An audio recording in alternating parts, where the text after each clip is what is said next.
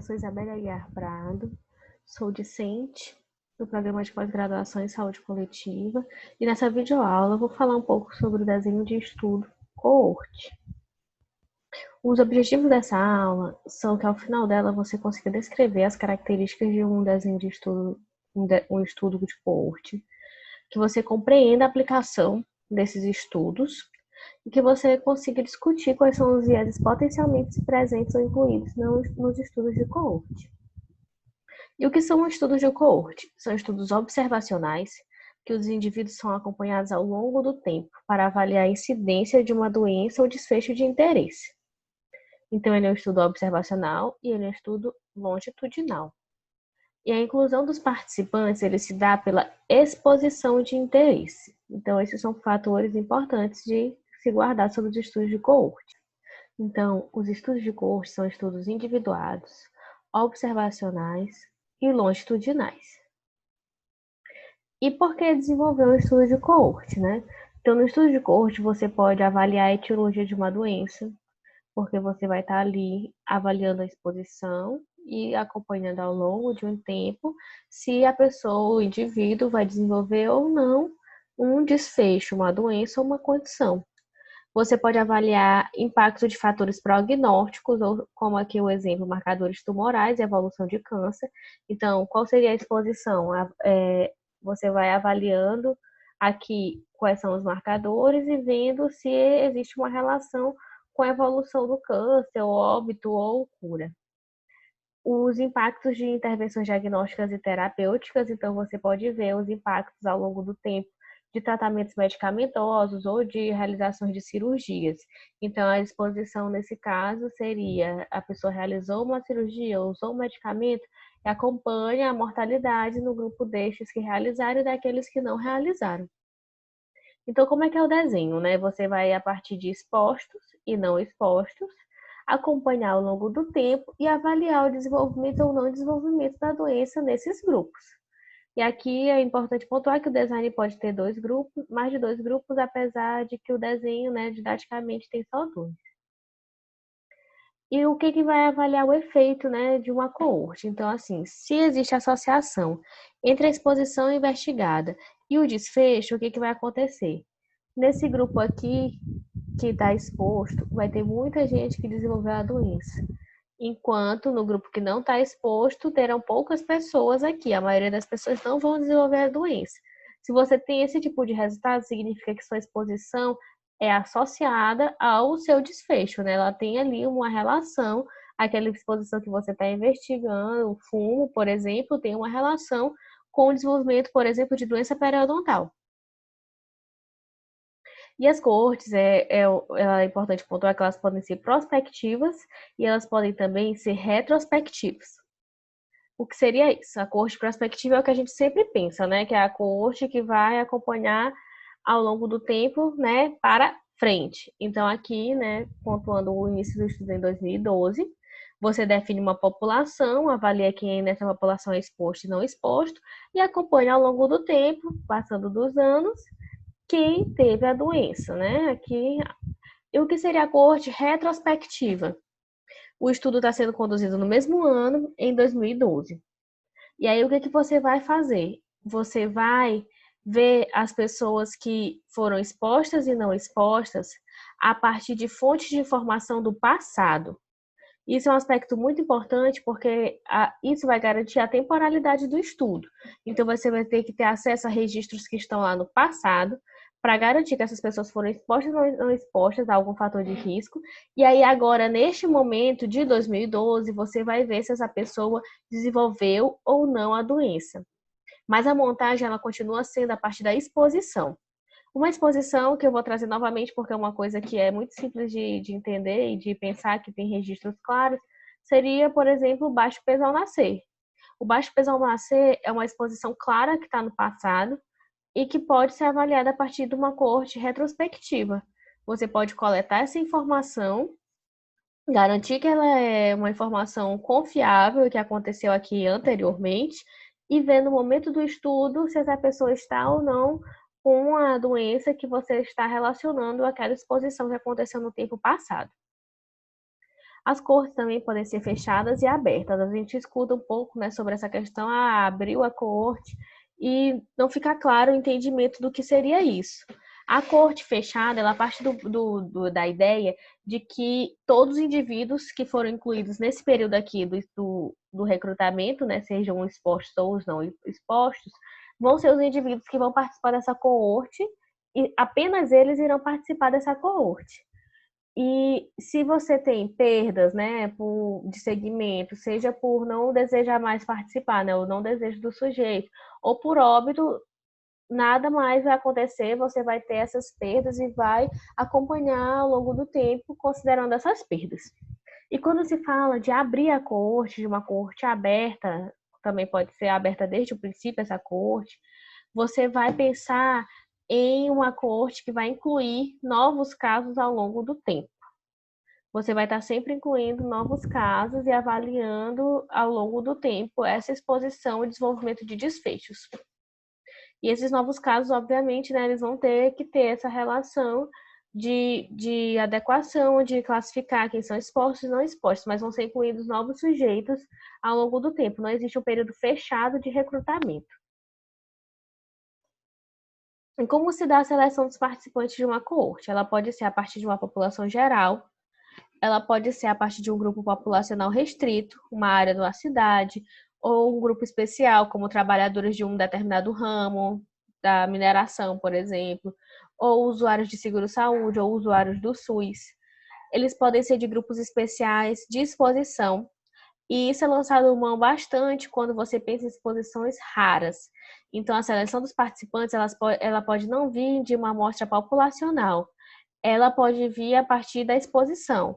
Porque como a gente fala no estudo de caso controle, que avalia a partir da doença, é difícil você avaliar se essa exposição for rara. Então, você pode lançar a mão de uma coorte que vai incluir seus casos a partir dessa exposição e fazendo a seleção a partir deles para que tenha um número significativo de pessoas que foram expostas a essa condição. Por exemplo, despejos tóxicos industriais. Você não vai conseguir na população geral encontrar pessoas que foram expostas a isso, exceto aquelas pessoas que moram em algumas áreas que têm contato. Alguns materiais que vão ser trabalhadores específicos de um ramo que vão ser expostos a esse tipo de material. Então, você pode pensar em uma coorte que não é de base populacional para avaliar exposições raras. E além disso, né, que não é uma seleção, mas é importante pontuar os estudos multicêntricos, que são estudos que vão aumentar a validade externa do resultado, né, desse estudo de coorte, por comparar realidades, né, de cidades diferentes, países diferentes que estão desenvolvendo ali essa pesquisa. E como você coleta informação no estudo de coorte? Você pode pensar em questionários de autopreenchimento, entrevistas, registros de pontuários, exames físicos e exames laboratoriais.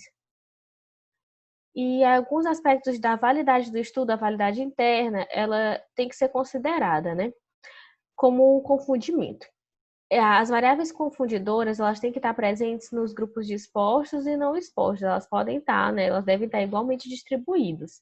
E como você pode reduzir essa questão do confundimento a se concentrar em algum dos grupos, nessas variáveis? Por critérios de inclusão e exclusão bem definidos que se estabeleçam nos dois grupos, pelo pareamento dos dois grupos e ajustando na análise para esses confundidores. Então, no momento final, você tem grupos pareados, você fez critérios de inclusão e exclusão adequados e você pode ajustar no final a sua análise para esses confundidores, essas variáveis que vão ter relação com o seu desfecho. O viés de seleção também pode acontecer quando a gente pensa em uma coorte de base populacional, que a gente quer fazer uma amostra representativa dessa população, você pode ter algum viés de seleção. Você pode ter presente o viés de autosseleção, no sentido de que as pessoas que aceitam participar do estudo talvez sejam aquelas pessoas que cuidem mais da sua saúde. Você pode ter viés relacionados à perda de segmento, por se tratar de um estudo longitudinal. Você normalmente vai ter perdas e essas perdas normalmente não são aleatórias, elas podem estar ligadas ao desfecho. Talvez a pessoa desenvolveu a doença e se mudou para fazer tratamento, ou ela desenvolveu alguma doença, e ficou impossibilitada de participar, né, das outras etapas. Então, essas perdas, elas têm que ser avaliadas se elas são perdas aleatórias e distribuídas igualmente entre os dois grupos.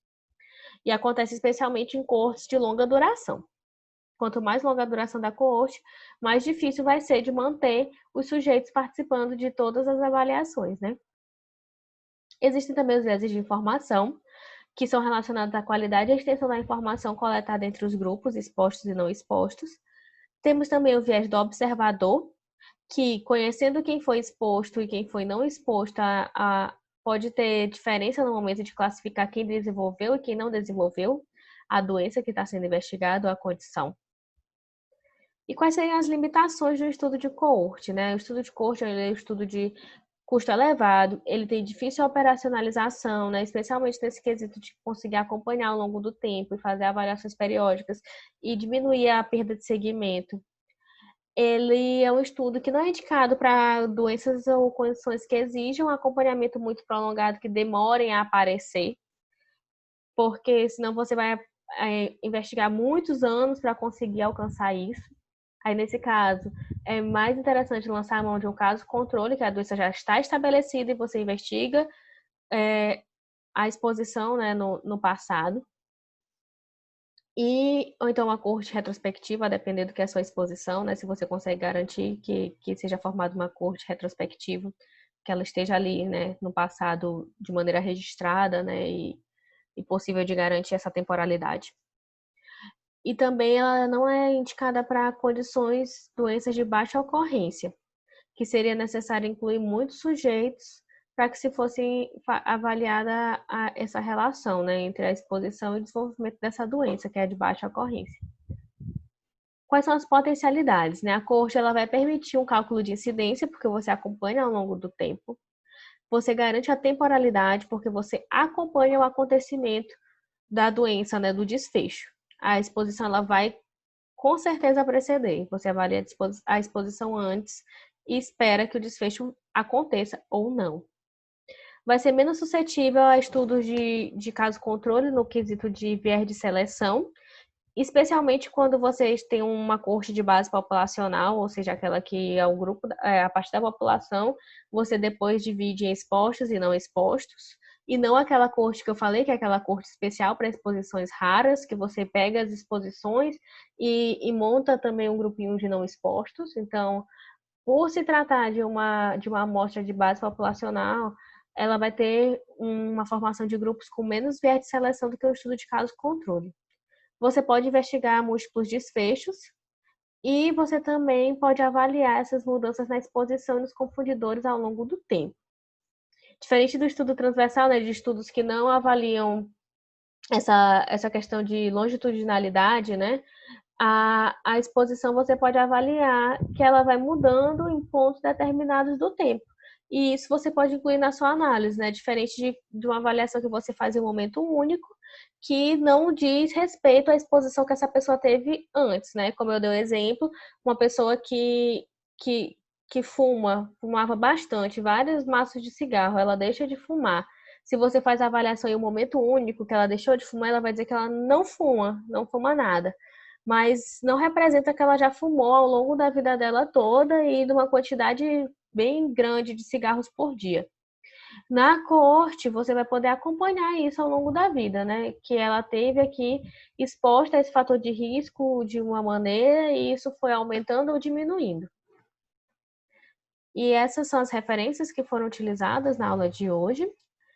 Eu agradeço a atenção e eu espero que essa aula ajude a compreender de como é feito o alinhamento das coortes, quais são as potencialidades e que as coortes podem ter alguns tipos, né? Incluindo essa ideia da coorte prospectiva, retrospectiva, aberta e fechada, que às vezes é uma dúvida recorrente. Eu espero que eu tenha ajudado, né? Talvez até provocar um pouco para leituras mais aprofundadas e até a próxima.